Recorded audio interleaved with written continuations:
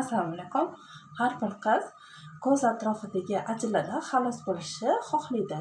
Men sizlarga hozir 30 kun davomida uy sharoitida qilinadigan maskani o'rgataman. Buning uchun bizga kerak bo'ladi avokado va 3 tomchi baliq moyi. Bularni hammasini aralashtiramiz. 1 choy qoshiq avokadoni olamiz.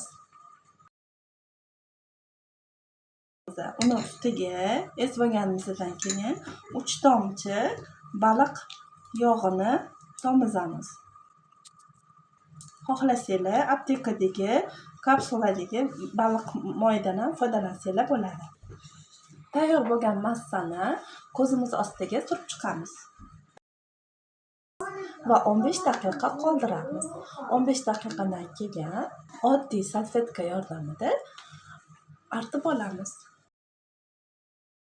Va ko'z ostidagi mayda ajinlardan xalos bo'lamiz.